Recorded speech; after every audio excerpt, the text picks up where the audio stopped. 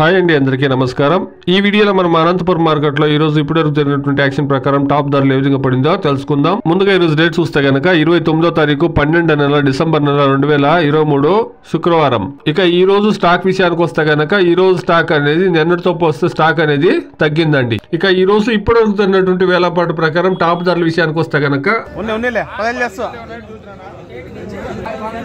ఎన్ని బాక్సులు 230 250